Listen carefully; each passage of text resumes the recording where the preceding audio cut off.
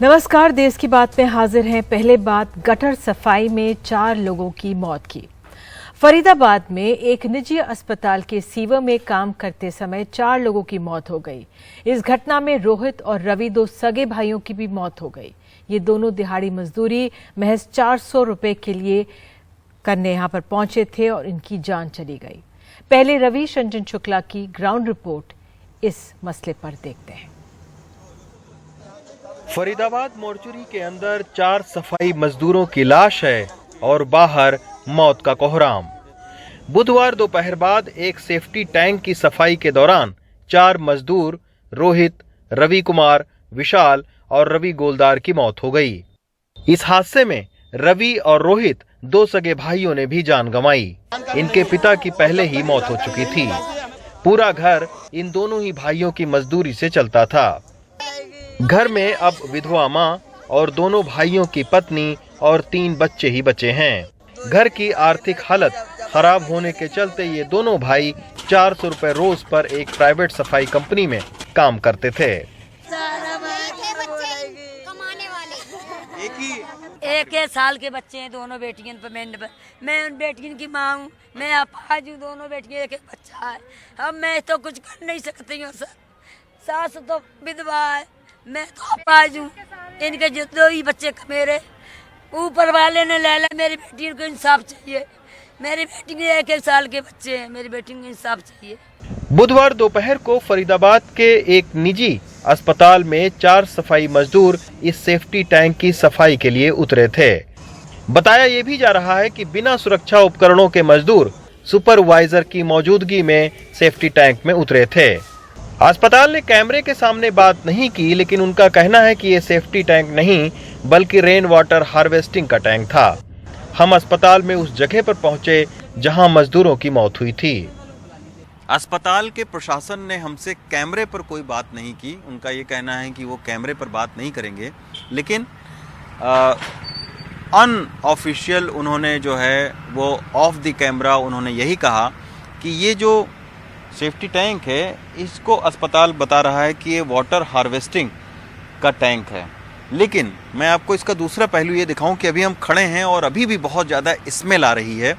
वो इसलिए आ रही है क्योंकि इस चैम्बर के ठीक बगल में पूरे अस्पताल का एसटीपी प्लांट लगा हुआ है, जहां पर जो गंदा पानी है हॉस्पिटल का उसकी साफ सफाई होती है। पुलिस ने अस्पताल और प्राइवेट फर्म के खिलाफ मामला दर्ज कर लिया है, लेकिन गिरफ्तारी कोई नहीं हुई है और जांच के नाम पर उनके पास कहने को भी ज्यादा कुछ नहीं है। जैसे हमें इन्फॉर्मेशन मिली थी कि सेफ्टी टैंक में कुछ व्यक्तियों की डेथ हो गई है, तो हमने फायर ब्रिगेड की हेल्प से उनको निकाल लिया था और इसमें हमने कल एफआईआर दर्ज की है। अभी इन्वेस्टिगेशन हम कर रहे हैं। फिलहाल हम पोस्टमार्टम बीके हॉस्पिटल में करवाया जा रहा है। महेंद्र जी, ये बताइए कि इस मामले पर गिरफ्तारी अभी तक किसी की हुई है उस तरीके से? नहीं, अभी गिरफ्तारी नहीं हुई है। उसमें हम इन्वेस्टिगेशन के अनुसार जैसे ही फैक्ट आएंगे तुरंत उसकी गिरफ्तारी हम करेंगे। हालांकि सुप्रीम कोर्ट का निर्देश है कि सीवर में सफाई के दौरान मरने पर सफाई मजदूरों को 10 लाख रुपए का मुआवजा मिलना चाहिए, लेकिन इसकी प्रक्रिया इतनी जटिल है कि ज्यादातर मामलों में गरीब मजदूरों का परिवार थक हार कर घर बैठ जाता है। फरीदाबाद से कैमरामैन एजे जोसेफ के साथ रवि रंजन शुक्ला, एनडीटीवी इंडिया। और इस मामले पर अधिक बात करने के लिए हमारे साथ बेजवाड़ा विल्सन है, राष्ट्रीय संयोजक हैं सफाई कर्मचारी आंदोलन, मानवाधिकार कार्यकर्ता। विल्सन जी, बहुत बहुत धन्यवाद जुड़ने के लिए। लेकिन जो ये मामला सामने आया है, मैं पढ़ रही थी सुप्रीम कोर्ट ने कई अपने आदेशों में कहा है कि ये मैनुअल इस तरह से नहीं होना चाहिए।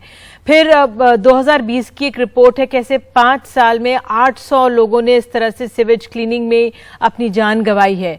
क्यों इस तरह के मामले रुकते नहीं है? मैं एक बात कहा सकती है डायरेक्टली, ये सरकार का राजनीतिक इच्छा शक्ति बहुत कमजोर है। ये सफाई कर्मचारी का अपना समुदाय का विषय पर ये कोई भी कार्रवाई कुछ भी नहीं ले रहा है। पार्लियामेंट का अंदर आके एक मंत्री डायरेक्ट बताते हैं कभी कभी इधर सफाई का काम से कोई भी मौत नहीं होते है। दूसरा और अलग बात बताते हैं 500 नहीं है, ये 340 लोग सिर्फ मर चुका। 340 5 साल का अंदर अगर वो मान के जाए तो भी ये कम संख्या नहीं है। इतने लोग मरने के बावजूद कोई भी सेंट्रल गवर्नमेंट होगा, राष्ट्र सरकार का हो, राज्य सरकार का होगा, कोई कार्रवाई नहीं होते हैं। ये घटन पे हम देख रहे हैं, सारे 25 साल का उम्र का इंसान है, नागरिक है, 25 साल का ये सफाई कर्मचारी समुदाय का लोग था, जैसे गटर के अंदर घुसा के हत्या करके हम लोग ने चुपचाप हम लोग साइलेंट बैठ जाते हैं, ना अरेस्ट होते हैं नहीं है। वो बोलेगा इन्वेस्टिगेशन करना कोई जरूरी नहीं है। एक सेप्टिक टैंक, ये सीवेज सिस्टम किसका जिम्मेदारी है? एक हॉस्पिटल है, हॉस्पिटल का एमडी का कार्रवाई क्यों नहीं ले सकते? हॉस्पिटल का कोई ओनर है, उनका कार्रवाई क्यों नहीं लेते? उनका खिलाफ आप इमीडिएटली एफआईआर कैसे करो? दूसरा, हॉस्पिटल के देश के अंदर सबका डर पैदाशी हो जाएगा। दूसरा है, डिस्ट्रिक्ट मैजिस्ट्रेट है, वहां क्या कार्रवाई ले रहा है? वो बोलते हैं ये कॉन्ट्रैक्ट ने दिया, तो आप कॉन्ट्रैक्ट दो, पक्की काम हो, आप कुछ भी करो। एक इंसान नागरिक का जान बचाने के एक जिम्मेदारी एक सरकार का बिल्कुल होते हैं। अपने पूरा हाथ साफ करके नहीं कह सकती। ठीक है विल्सन जी, मैं ये पूछना चाह रही हूँ आपसे कि वर्ल्ड टॉयलेट डे मनाया जाता है अब 19 नवंबर को, एक बार फिर से आ जाएगा, और केंद्र और तमाम राज्य सरकारें बहुत संकल्प लेती हैं, कहती हैं कि हम इसमें काम करेंगे, और बार बार ये कहती हैं कि हम मैकेनाइज्ड क्लीनिंग को बढ़ावा देंगे, लेकिन इस समुदाय को रिहैबिलिटेट भी करना है, क्योंकि इनकी आजीविका, जो दो भाई इसमें गए हैं, सिर्फ 400 रुपए दिहाड़ी के लिए इन्होंने ये काम लिया। और अगर हम पूरी बातचीत सुनते तो इस परिवार की एक लेडी कह रही थी कि भाई सफाई के लिए बुलाया था और लेकिन गटर में उतरवा दिया। तो ऐसे में जो यहाँ पर क्या यहाँ पे खामी रह जाती है कि अभी भी जो उपकरण हैं वो नहीं होते इनके पास, या जागरूकता नहीं है?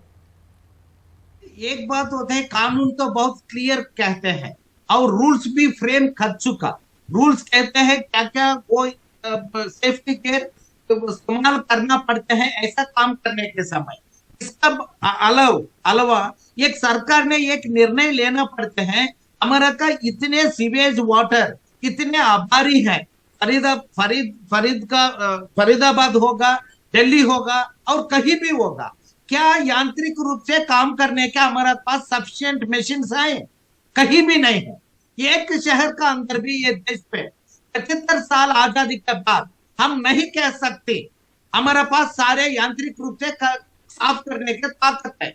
ऐसा ताकत नहीं है, नहीं सोचो। देश का ताकत बहुत बड़ा है, देश का पास टेक्नोलॉजी है, हमारे पास सब चीज है। ठीक है, एक ये चुनौती जो आप गिना रहे हैं, जी, जो आप एक चुनौती गिना रहे हैं, मैकेनाइज क्लीनिंग की बातें कही जाती है। मैं अब फिर आंकड़े नहीं बोलूंगी, क्योंकि ये भी मैंने एक आंकड़े में पढ़ा कि 2020 में कहा गया कि भाई देखिए, आप अगर अपने शहरों को, करीब 253 बड़ी सिटीज को कहा गया कि अगर आप अच्छी साफ सफाई रखते हैं, मैकेनाइज क्लीनिंग कराते हैं, तो आपको 52 करोड़ का इनाम मिलेगा। बहरहाल ये जो बात है, इससे क्यों जो शहर हैं वो क्यों इस ओर आगे नहीं बढ़ पाते? क्या वो अपना जो फंड्स है, जो राज्य सरकारें वो इस पे नहीं लगाना चाहती? क्या कारण है जो शहर इस पे पीछे हट जाते हैं, मैकेनाइज क्लीनिंग क्यों नहीं कर पाते हैं? मैकेनाइज क्लीनिंग करना ये कानून बनाना पड़ता है, हर राज्य का भी, म्युनिसिपैलिटी का, तो नहीं कर रहा है और नोटिफिकेशन नहीं करते हैं। और हरियाणा का अंदर अभी 2022 पे 17 पीपल ने ऐसा मार डाला, फिर भी एक मुख्यमंत्री का एक छोटा बयान भी नहीं आते। मतलब ये 17 पीपल मरने के बाद भी इसका एक मैकेनिज्म में कैसे करना, इसका एक ओवरऑल एक एक्शन प्लान और उनका मुआवजा देना, इसका भी वो लोग ने सारे रोना पड़ते। संक्षेप में सवाल अभी आपने सुना, हमारे सहयोगी रवीश कह रहे थे हैं कि 10 लाख रुपए मिलेंगे, लेकिन वो जो प्रोसेस है वो बहुत जटिल है और बहुत टाइम कंज्यूमिंग है। तो पैसा कैसे इन परिवारों को जल्दी मिले, वो क्या आपने पाया? ग्राउंड में क्या स्थिति है? कम से कम सारे राज्यों पे 80% लोग का मुआवजा 10 लाख रुपया बिल्कुल नहीं मिलते हैं। कई जगह मिलते हैं 8 लाख, 6 लाख, 3 लाख। कई जगह कॉन्ट्रैक्टर से 1 और 2 लाख दिलवा रहा है। ये कोई भीख नहीं मांग रहा है, ये सर्वोच्च न्यायालय का एक आदेश है। ये हमने 11 साल सुप्रीम कोर्ट पे केस लड़ने के बाद जजमेंट आया। क्यों सरकार उनका ट्रेजरी से ये पैसा कहीं भी हो तो एक आदेश डीएम का नहीं दे पाई। एक आदेश दो डीएम का, गठन हो तो immediate with in 24 hours 10 lakh रुपया उनका चेक देना। ये बिल्कुल, पैसा बिल्कुल। का नहीं है, बात पैसा का नहीं है। 10 लाख रुपया दो, हमारा का मार डालो, ये बात नहीं है। कैसे हमारा मौका आप रोक सकते, इसका योजना क्या है? सारे राज्य विल्सन जी, सरकार लेकिन बात पैसे पे आके अटक जाती है, क्योंकि आप देखिए सिर्फ 400 रुपए के लिए इन दो भाइयों की जान गई है, 800 रुपए के लिए दो भाई जान चली गई, परिवार तबाह हो गए। बहुत बहुत धन्यवाद जुड़ने के लिए। बस उम्मीद है कि अगर कोई सरकार में सुन रहा हो तो जो ये प्रोसेस है उसको एक्सपेडाइट किया जाए और मैकेनाइज क्लीनिंग को लाया जाए, और जो लोग जबरदस्ती इस तरह से काम करा रहे हैं उन पर कार्रवाई हो। बहरहाल आइए देश की बात में आगे बढ़ते हैं हम। उत्तर प्रदेश के अंबेडकर नगर और मैनपुरी से खबर है। यहाँ पर लड़कियों की सुरक्षा को लेकर दो खबरें आई। एक में नाबालिग रेप पीड़िता ने आत्महत्या कर ली है। अंबेडकर नगर में 16 सितंबर को स्कूल से वापस आते समय गायब हुई थी छात्रा। गैंग रेप के करीब 20 दिन के बाद आरोपी गिरफ्तार हुआ था। पीड़ित के गांव पहुंचे थे डीएम, सीडीओ, एसडीएम और एएसपी जांच करेंगे। और दूसरी तस्वीर आपको बताएं, अगर दिखाएं तो मैनपुरी की है। भोगांव की थाना क्षेत्र में दुष्कर्म के बाद छात्रा की गला घोटकर हत्या कर दी गई और उसका शव फांसी के फंदे पर लटका दिया गया। आरोप गांव के 2 लोगों पर लगा, उन्हें गिरफ्तार कर लिया गया। तो इस पूरे मामले में ज्यादा जानकारी दे रहे हैं हमारे सहयोगी सौरभ शुक्ला। उत्तर प्रदेश में 2 बलात्कार की घटनाएं हुई हैं, जिन्होंने उत्तर प्रदेश की लॉ एंड ऑर्डर की जो दावे किए जाते हैं कि यहाँ ज़बरदस्त लॉ एंड ऑर्डर है, उनकी पोल खोल दी। दोनों में ही रेप विक्टिम्स की मौत हो गई है। पहली जो घटना है वो मैनपुरी की है। मैनपुरी के भोगांव क्षेत्र में कल एक लड़की का रेप किया और आरोपी ने लड़की की हत्या कर दी। रेप करने के बाद गला घोंटकर उसका शव पंखे से लटका दिया। भोगांव क्षेत्र में लड़की अकेली थी। आरोपी पुष्पेंद्र लोधी उसी गांव में रहता था। उसने देखा जब लड़की अकेली है, 19 वर्षीय छात्रा जो बेसी में पढ़ती थी, वो अकेली है, तो उनके घर गया, पहले उसका रेप किया। लड़की ने जब कहा कि वो सबसे शोर मचा के बुलाएगी तो उसकी हत्या कर दी गला घोंट के, और हत्या को आत्महत्या दर्शाने के लिए उसने फिर उसका शव पंखे से लटका दिया। जब लड़की की छोटी बहन वहाँ पर पहुँची, शोर मचाया और ये देख कर के आरोपी वहाँ से भाग गया।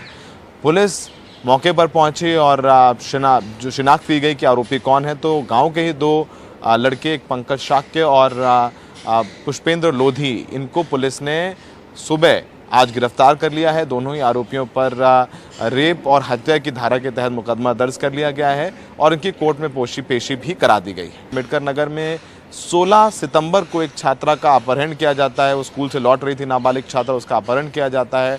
उसको लखनऊ ले जाकर उसके साथ गैंग रेप होता है। उसके बाद लड़की वापस आती है, वो पुलिस थाने जाकर के शिकायत दर्ज कराती है। पुलिस उसका मेडिकल कराती है, मजिस्ट्रेट के सामने 164 के बयान कराती है, लेकिन 15 दिनों तक कोई भी कार्रवाई नहीं होती, किसी की गिरफ्तारी नहीं होती। लड़की आखिर में हार करके पुलिस पर इल्ज़ाम लगाते हुए कि पुलिस ने कोई कार्रवाई नहीं करी, ये सुसाइड नोट लिखती है और उसके बाद वो आत्महत्या कर लेती है। जब लड़की ने परसों आत्महत्या कर ली, उसके बाद पुलिस के हाथ पैर फूल गए। पुलिस एक्शन में आई और वहाँ के डीएम और एसपी ने संबंधित थाने के तमाम पुलिसकर्मियों को सस्पेंड कर दिया, उसको लाइन हाजिर किया और एक एसआईटी बना दी इस पूरे मामले की जांच के लिए। उसके बाद आज सुबह जो 2 आरोपी हैं, उनमें से एक जो मुख्य आरोपी है उसकी गिरफ्तारी कर ली गई है और दूसरे आरोपी की गिरफ्तारी के लिए लगातार यूपी पुलिस दबिश दे रही है। लेकिन जो अंबेडकर नगर गैंग रेप का मामला है, वाकई में पुलिस पर और भूमिका पर सवाल खड़ा करता है कि अगर पुलिस 15 दिन पहले कार्रवाई कर लेती तो आज वो छात्रा शायद यहाँ मौजूद होती, अपने परिवार के साथ होती और भविष्य में कुछ शायद करके दिखाती। लेकिन पुलिस ने वो जीने का अधिकार उस छात्रा से छीन लिया, क्योंकि पुलिस ने उसको इंसाफ वक्त पर नहीं दिलाया। और पुलिस दोनों ही मामलों में कार्रवाई करने पर अपनी पीठ थपथपा रही है। लेकिन जो ये कहा जाता है योगी आदित्यनाथ की तरफ से कि यूपी में लॉ एंड ऑर्डर का राज है, क्रिमिनल्स खुद आकर के, अपराधी खुद आके थाने में कहते हैं तख्ती लेकर के हमें गिरफ्तार कर लीजिए, इन तमाम दावों की दोनों घटनाएं पोल खोलती हैं। दिल्ली में सहयोगी अशोक महाले के साथ सौरभ शुक्ला, एनडीटीवी इंडिया। बात अब राजनीति की। कर्नाटक के मांड्या में कांग्रेस की कार्यकारी अध्यक्ष सोनिया गांधी भारत जोड़ो यात्रा में शामिल हुई हैं। एक लंबे अरसे के बाद वो किसी रैली में नजर आईं। भारत जोड़ो यात्रा कर्नाटक में 22 दिनों तक चलेगी और आज 7वां दिन है। माना जाता है कि गांधी परिवार को दक्षिण भारत ने हमेशा से मुश्किल से उबारा है। कर्नाटक से सोनिया गांधी का गहरा संबंध भी है। इमरजेंसी के बाद इंदिरा गांधी को कर्नाटक के चिकमंगलूर ने सहारा दिया तो सोनिया गांधी को यहां के बेल्लारी सीट ने 1999 में, राहुल ने भी 2019 में केरल का वायनाड चुना था। तो अब हाल में कांग्रेस अध्यक्ष पद के लिए भी मल्लिकार्जुन खड़गे कर्नाटक से ही हैं। नेहाल किदवई की रिपोर्ट देखते हैं।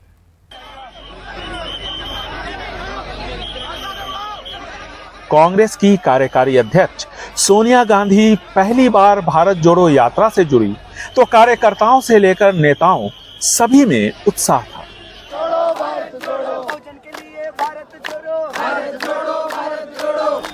सोनिया गांधी करीब पौन घंटे तक पद यात्रा में शामिल रहीं, लेकिन उनके खराब स्वास्थ्य का हवाला देकर राहुल गांधी उन्हें वापस जाने की कोशिश करते नजर आए, तो बाद में सोनिया गांधी वापस चली गई। Hello madam.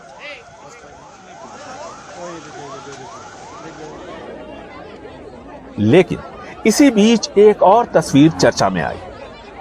सोनिया के जूते का फीता खुल गया तो झट से राहुल उसे बांधने बैठ गए।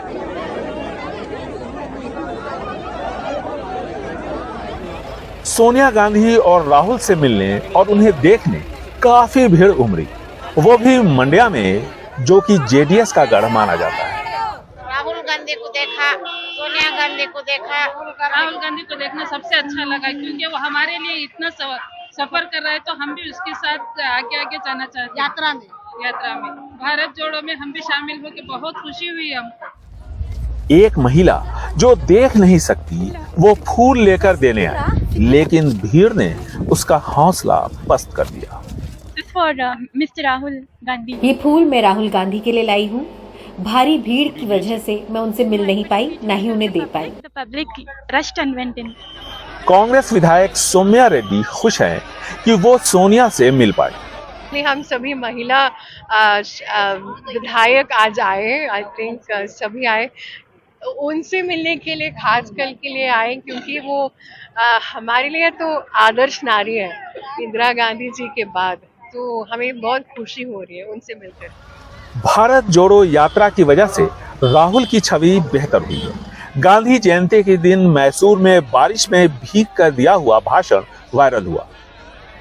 राहुल गांधी कर्नाटक में भारत जोड़ो के साथ जब आए, उन दिनों पे सीएम 40% वाला पोस्टर वायरल था, जिसमें निशाना कर्नाटक की बीजेपी सरकार और मुख्यमंत्री बसवराज बोम्मई पर भ्रष्टाचार को लेकर साधा गया है। राहुल गांधी अपने भाषण में ज्यादातर यही मुद्दा उठाते हैं।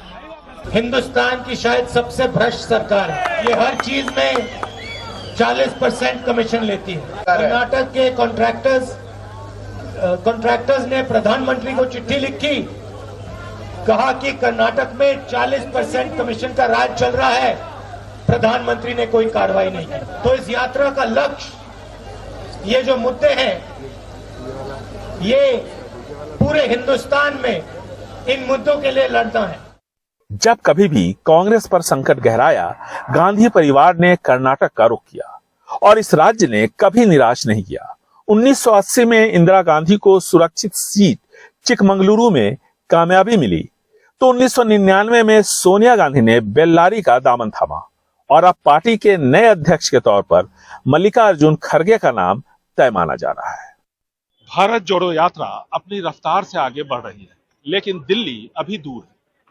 सोनिया गांधी के इस यात्रा से जुड़ने से कार्यकर्ताओं और नेताओं में उत्साह है, लेकिन सवाल ये उठता है कि क्या यह यात्रा कर्नाटक कांग्रेस के दो वरिष्ठ नेता सिद्धरमैया और डीके शिवकुमार के गिले शिकवे दूर कर पाएगी? अगर ऐसा होता है तभी कर्नाटक में कांग्रेस के जीतने की संभावना बढ़ेगी। पांडवपुरा मंड्या से कैमरामैन गोविंद मूर्ति के साथ निहाल किदवई, एनडीटीवी इंडिया। और अब आज जम्मू कश्मीर की, केंद्रीय गृह मंत्री जम्मू कश्मीर गए, कई ऐलान उन्होंने वहां पे किए, वापस दिल्ली भी आ गए, लेकिन जम्मू में कश्मीरी पंडितों से नहीं मिले। इस समाज के लोग 150 दिनों से धरने पर बैठे हैं अपनी सुरक्षा, नौकरी के मुद्दों को लेकर, लेकिन अब इनकी नहीं सुनी गई, जिसके चलते ये लोग नाराज हैं।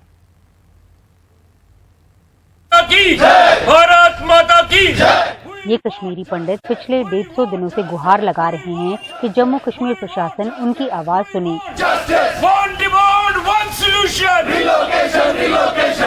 इनका कहना है कि प्रशासन बहरा हो गया है।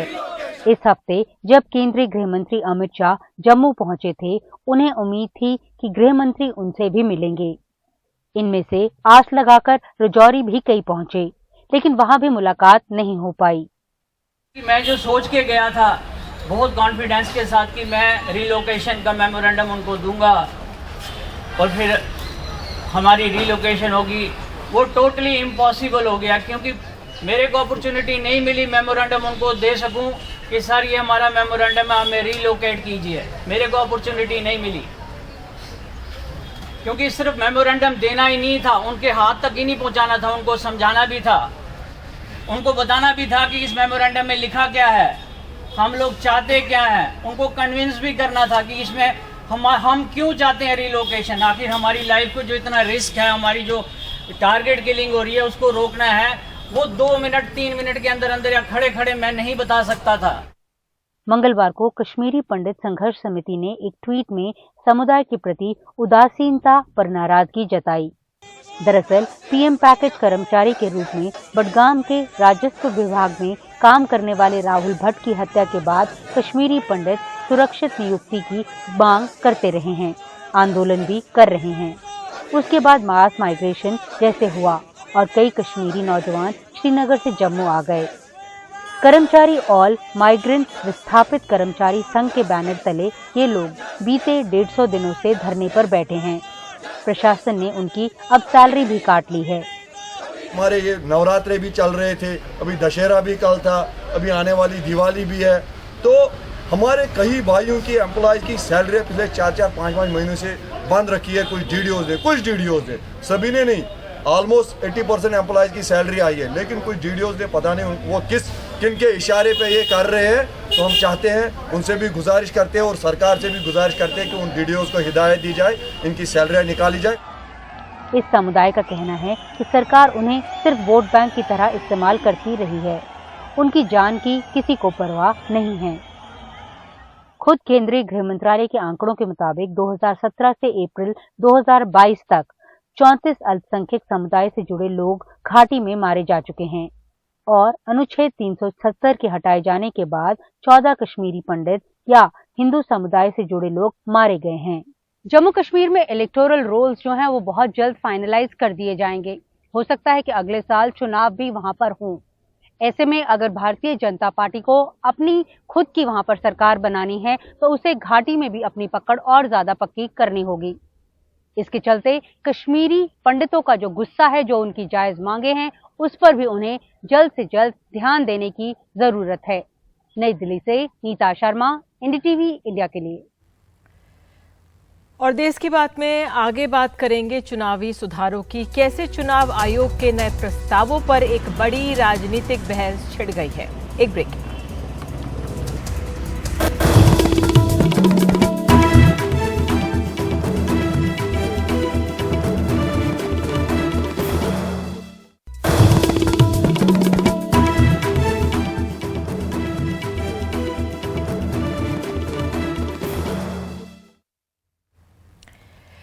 तो देश की बात में बात अब चुनाव सुधारों की।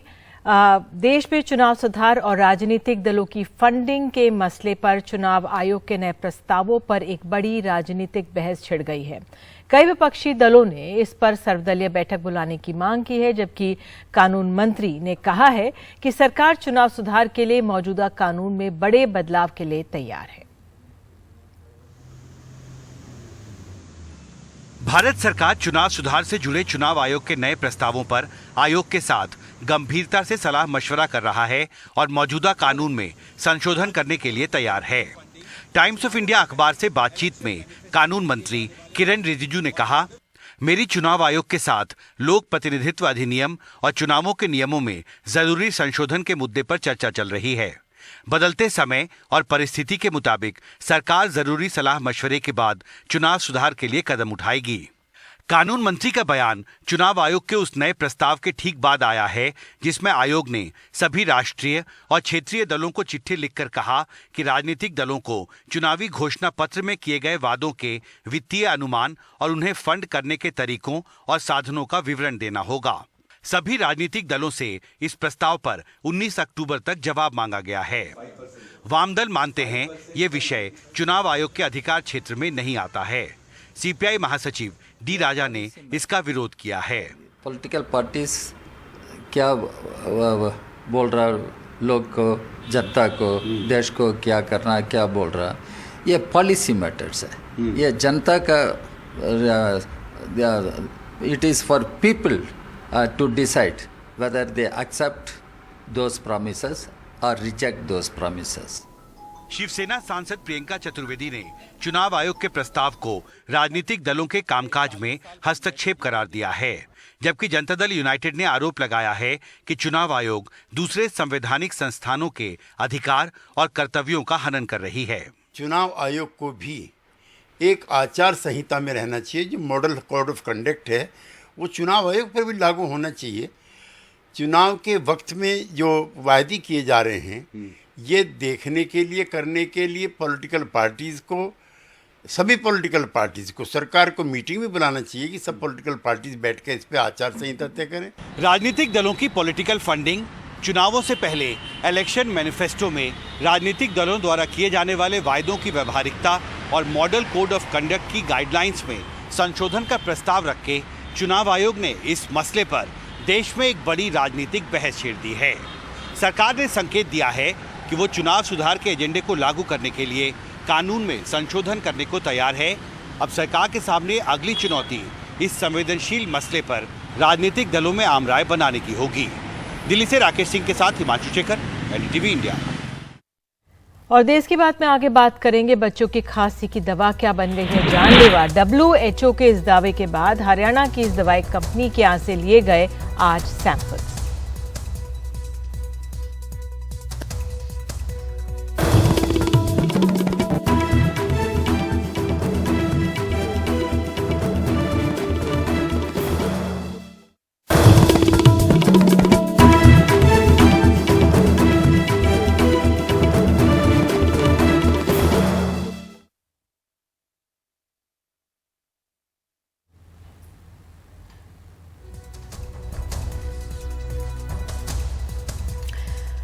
तो आइए बात करते हैं अब हरियाणा की। विश्व स्वास्थ्य संगठन ने भारत की मेडन फार्मा कंपनी की बनाई गई 4 कोल्ड और कफ सिरप को इस्तेमाल न करने का अलर्ट जारी किया है। बताया जा रहा है कि इन 4 दवाओं को पीने के बाद अफ्रीका के गाम्बिया में 66 बच्चों की मौत हो गई। अब DGCI ने इस मामले में जांच शुरू कर दी है और कंपनी से इन 4 दवाइयों के सैंपल्स लिए, जिसका परिणाम अगले 2 दिनों में आ जाएगा। एक रिपोर्ट। 66 बच्चों की मौत का आरोप छोटा नहीं होता। इससे पैदा सवालों के जवाब तलाशने भारतीय ड्रग रेगुलेटर और हरियाणा के ड्रग कंट्रोलर की टीम मेडन फार्मा के सोनीपत के मैन्युफैक्चरिंग यूनिट पहुंची।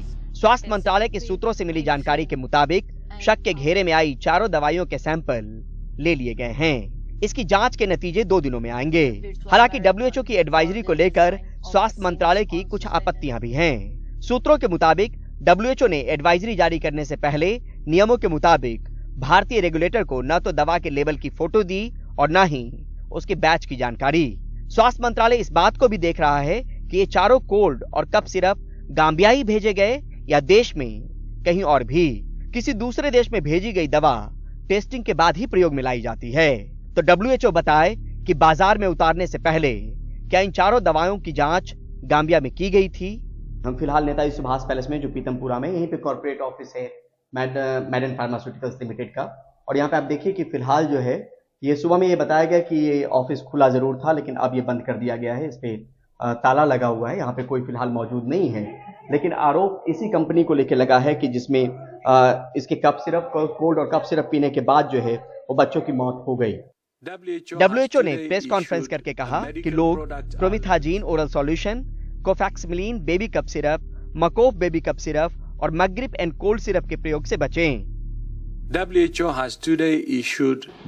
ने आज 4 कफ सिरप को लेकर एक अलर्ट जारी किया है। WHO के मुताबिक गामीबिया में इन 4 कफ सिरप के इस्तेमाल से किडनी की समस्याएं और 66 बच्चों की मौत हुई है।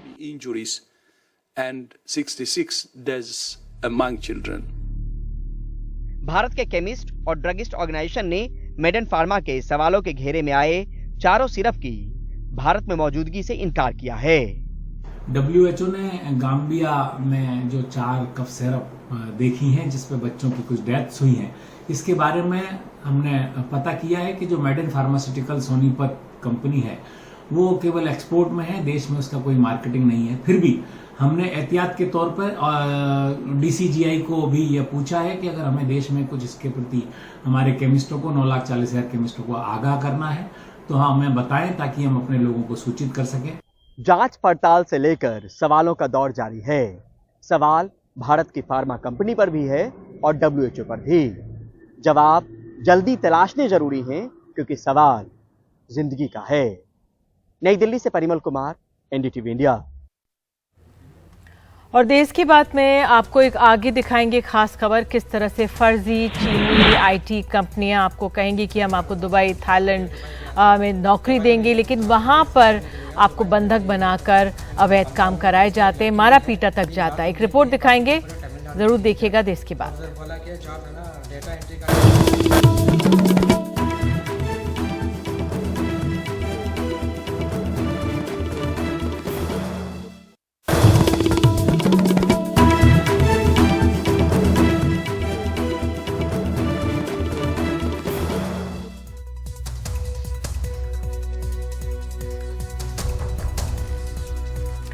तो भारत से की कई फर्जी चीनी कंपनियां दुबई, थाईलैंड, इंडोनेशिया में बढ़िया IT नौकरी देने के नाम पर यहां से लोगों को ले जा रही हैं और वहां उन्हें बंधक बनाकर उनसे अवैध IT के काम करवा रही हैं। उन्हें वहां पीटा तक जा रहा है और उनके साथ गलत बर्ताव किया जा रहा है। देखिए एक खास रिपोर्ट।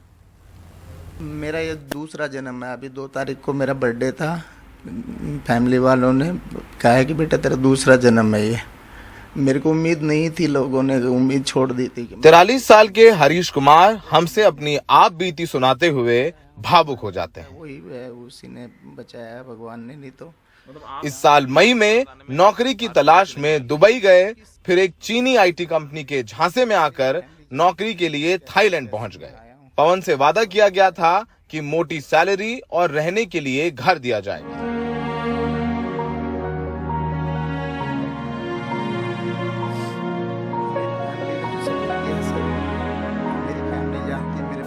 लेकिन थाईलैंड पहुंचते ही उनके होश उड़ गए। गम छोटा वर्ड है।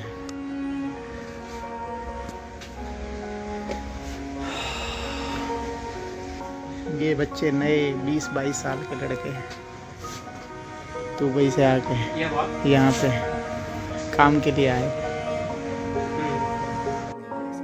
फिल्मी तरीके से उन्हें बंदूक की नोक पर अगवा कर म्यांमार ले जाया गया, जहां पहले से ही हरीश जैसे कुछ भारतीय मौजूद थे। वहां हरीश से हर रोज 16 से 17 घंटे अवैध तरीके से फेसबुक के जरिए लोगों से चैट कर उनका डेटा लेने का काम कराया गया।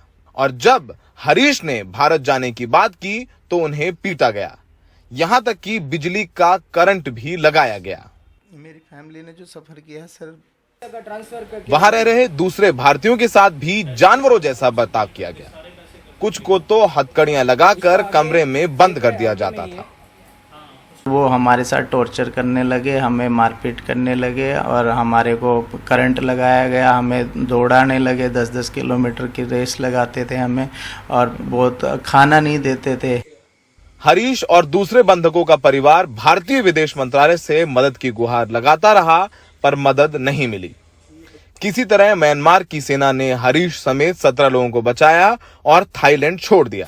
वहां थाईलैंड की पुलिस ने इन भारतीयों को अवैध तौर पर बॉर्डर पार करने के लिए लगभग 1 महीने जेल में बंद रखा। हरीश लगभग 4,000 थाई बात का दंड देकर जेल से निकले और एक एजेंट की मदद से 29 सितंबर को भारत लौटे। यहाँ भारत आने में भारत एम्बेसी ने कोई नहीं सर, किसी आप खुद आए? मैं खुद, अपने भगवान ने बचाया मेरे को। कोई किसी ने कोई मदद नहीं की मेरी, किसी ने भी नहीं की। ये वीडियो थाईलैंड में बंधक भारतीयों ने उन्हें बचाने की गुहार लगाते हुए भेजा था। यहाँ तक कि तमिल भारतीयों की मदद के लिए तमिलनाडु के मुख्यमंत्री स्टालिन को प्रधानमंत्री मोदी को पत्र लिखना पड़ा, जिसके बाद भारतीय विदेश मंत्रालय की नींद टूटी। मंगलवार को भारत सरकार कुल 13 भारतीयों को थाईलैंड से वापस लेकर आई है। इसके पहले 32 और लोगों को छुड़ाकर वापस लाया गया है। भारत सरकार ने एक एडवाइजरी जारी कर भारतीयों से अपील की है कि सोशल मीडिया पर मिल रहे जॉब ऑफर्स को जांच ले, कंपनी को जांचने परखने के बाद ही विदेश जाएं। हरीश और 17 भारतीय तो किसी तरीके से वापस लौट आए हैं, लेकिन अब भी सैकड़ों भारतीय हैं जो म्यांमार, थाईलैंड, लाओस, कंबोडिया में फंसे हुए हैं, जिनसे अवैध रूप से आईटी के काम कराए जा रहे हैं, जानवरों जैसा बर्ताव किया जा रहा है। और जो कहानी अब तक निकलकर सामने आई है, उसे साफ लगता है कि इन चीनी कंपनियों के साथ थाईलैंड, म्यांमार, लाओस और कंबोडिया की सरकारें भी हैं, क्योंकि जानते हुए भी कि यहाँ पर अवैध रूप से ये आईटी का काम करवाया जा रहा है, इन कंपनियों पर कार्रवाई नहीं हो रही है और धड़ल्ले से ऐसी कंपनियां अवैध तौर पर इन देशों में चल रही हैं। सहयोगी कनन पात्रा के साथ दिल्ली से सौरभ शुक्ला, एनडीटीवी इंडिया। तो इसी खबर के साथ देश की बात में इतना। ये बहुत अहम है कि किस तरह से फर्जी चीनी कंपनियों से हमें सावधान रहना है। नमस्कार।